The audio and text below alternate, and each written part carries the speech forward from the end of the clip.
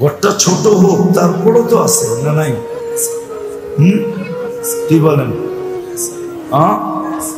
রাগ হয়ে যায় না, বুঝানোর জন্য বলি। হাফ কাঠার ঘর, তার ভিতরেও তো আছে। হাফ কাঠা বোঝেন তো? আধা কাঠা, তার ভিতরেও তো আছে না নাই? সব আছে, কিন্তু সুখ নাই। কেননা সুখ দিবে না যতক্ষণ পর্যন্ত আল্লাহ আল্লাহ রসুলের লগে সম্পর্ক না হবে। আর আল্লাহ আল্লাহ রসুলের সাথে সম্পর্ক হবে তো পুরা ঘর এক কাপড়ে, তারপরও সুখ দিবে। পুরা ঘর কয় কাপড়ে?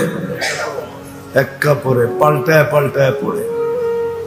যার দরকার সে পড়া যায়, যার দরকার না সে ঘরে বসে থাকে, তারপরও সুখ। এরা সুখের চর্চা করতেছে, আমাদের ঘরে সুখ আছে। সুখ, আমাদের ঘরে শান্তি আছে, আমাদের ঘরে জোর আছে, মিল আছে, মহব্বত আছে। আমাদের ঘরে এটাকে কি বলে, আত্মত্যাগী আছে, ইসার আছে, সব আমাদের ঘরে আছে। একজন আরেকজনের জোর করে খাওয়াইতেছে, নিজের চাহিদা থাকা সত্ত্বেও আরেকজনের পেটে দিতে চাইতেছে, তুমি খাও। আমি ক্ষুধার্ত কম, তুমি মনে হয় একটু বেশি, তুমি খাও, পরের বেলায় আমি খাই নেব। এরকম শুধু ঘরটা না, সমাজটাই এরকম। নিজের খিদা আছে বটে, কিন্তু নিজের খিদাটাকে ছোট দেখতেছে, সামনে যে আসছে তাকে বড় তার খিদাটা বড় দেখতেছে। তারপরেই তো কোরআনের আয়াত আসছে, ওয়ায়ুতঈমুনা আত-তাআমা আলা হুব্বিহি মিসকিনা ওয়া ইয়াতীমা ওয়া আসীরা। খিদা এদেরও আছে, ইউতঈমুনা আত-তাআমা আলা হুব্বিহি, নিজের প্রয়োজন আছে, তারপরে বলতেছে আমার খিদাটা মনে হয় ছোট, ওরটা মনে হয় বড়, তুমি খাও। এরকম একটা সমাজ ছিল, পরিবেশ ছিল, প্রত্যেকের জীবনটা সুখ দিয়ে ভরা ছিল। কেননা সবার সম্পর্ক আল্লাহর সাথে ছিল, রসুলের সাথে ছিল। বিদায় কসম খায় একটা কথা বলা যায়, যাকে আল্লাহ মুসলমানের ঘরে অস্তিত্ব দিলেন, সদিচ্ছায় উম্মতে মুহাম্মদী বানাইলেন, সে যদি আল্লাহর সাথে রসুলের সাথে সম্পর্ক না জুড়ল তো রব্বে কাবার কসম, বাড়ি সোনা দিয়া বানাইতে পারে, কিন্তু আল্লাহ দেখায় দিবে সোনার বাড়ির ভিতরে বসে সে আত্মহত্যা করে।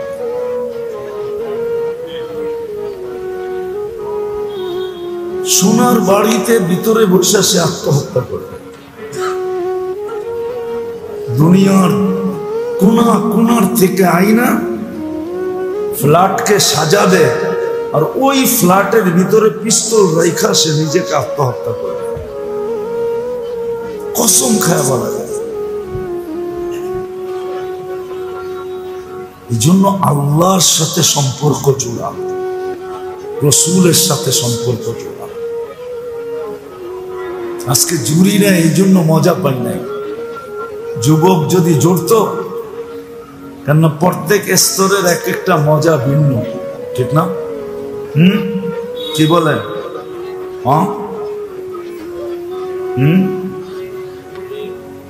এক বয়স ছিল আপনার দিকে তাকাইলেও আপনি মজা পাইতেন, আবার আপনি তাকাইলেও মজা পাইতেন, ঠিক না?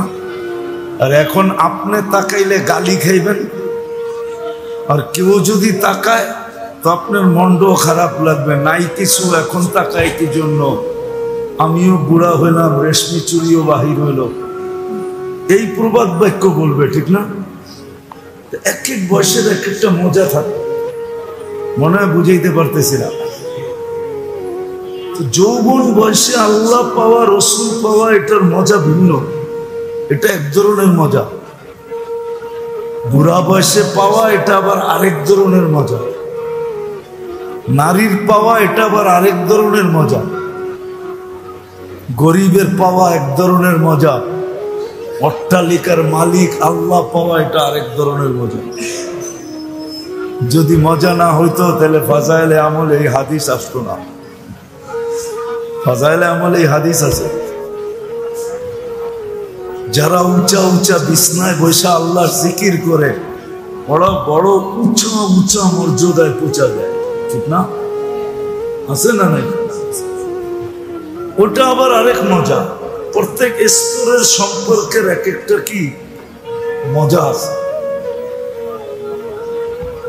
কিন্তু সবচেয়ে বড় মজা যে পায় ওটা হলো যৌবনে আল্লাহ পাওয়া, রসুল পাওয়া। ওটার মজা অন্যরকম। ওটার মজা অন্যরকম, ওটার মজার কোনো